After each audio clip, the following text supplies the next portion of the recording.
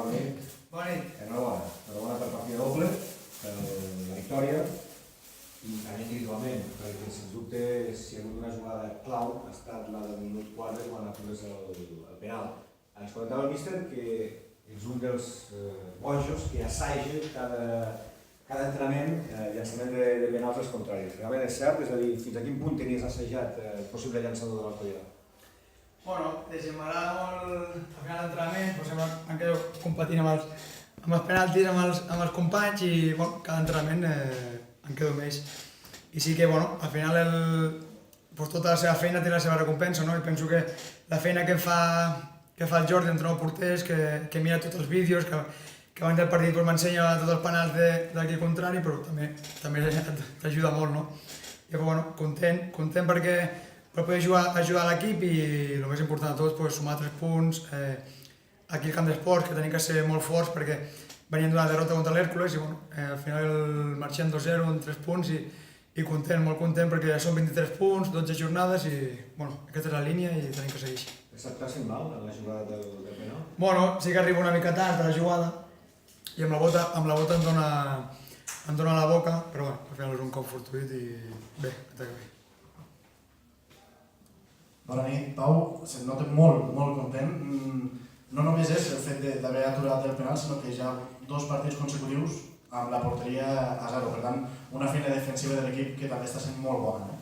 Sí, la veritat que, el treball defensiu de l'equip, els números són els que són i al final, en 12 partits de Lliga, encaixar 7 gols, penso que el treball defensiu de tots és brutal. Tenim que seguir aquesta línia, perquè al final, si t'hi fixes en els anys anteriors, la gent que fa playoff i puja són els equips menys golejats. Llavors, amb tot el joc ofensiu que tenim, que és bestial, amb tots els delanters, mitjos i els defenses que també marquen gol, si defensivament estem bé com estem, serà molt difícil guanyar-nos. I aquesta bona feina defensiva implica, per exemple, encadenar 2 victòries consecutives, un fet que no havíeu aconseguit encara aquesta temporada. Com valores el fet d'aconseguir els últims 6 punts dels 6 disputats?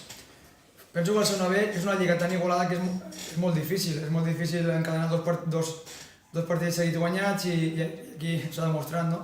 Però al final també el partit podia haver canviat perfectament i en la jugada del penal, però ja et dic, penso que estem en una dinàmica molt bona, estem a un nivell molt bo tots els equips, els que estem jugant ara, els que no estan tenint l'oportunitat d'estar entrenant el doble per tenir oportunitats i penso que, ja et dic, tenim que seguir tots junts, tots una pinya perquè al final tots serem importants i la lliga és molt llarga. Tots seran importants, efectivament, però clar, a vegades s'ha d'individualitzar, no? Avui, sens dubte, un dels destacats l'ha estat tu, però també el Pedro. No deixa ser un luxe tenir un home com Pedro que ara està enxufadíssim, no? Que pràcticament tot el que toca li entra. És un luxe per a aquest equip, no, Pedro? Una borrada en 12 partits, 8 gols i s'ha perdut algun també per lesió. Al final els números són els que són i no enganyen. És un privilegi, no? Tenir el Pedro aquí amb nosaltres, que porta 8 gols, però també el Pedro, com el Juanto, com l'Alfa, com Artiles, com Cano, com vull deixar cap, tots els delanters, tots que juguen a la part de dalt, que ens aportaran molt, Musa, tots. Al final, ja et dic, al final, si defensivament estem bé, amb tota la qualitat que tenim a davant, arribaran els gols, llavors serà molt més fàcil guanyar. Comentàvem amb els altres companys, trobat aquest equilibri de no rebre gols i aprofitar el que genereu, ara el pròxim objectiu és intentar saltar el lideratge, Pau? Encara queda molt, no? Fins a la jornada 38, la jornada que ve serà la jornada 13.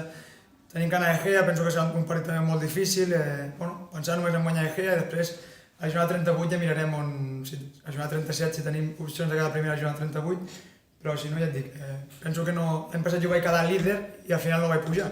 Llavors l'Extremadura, el mateix grup que estava jo, que estava a Cartagena, queda quart i al final puja, llavors sí que és més avantatge quedar primer, però l'important és fer playoff i intentar pujar sí o sí.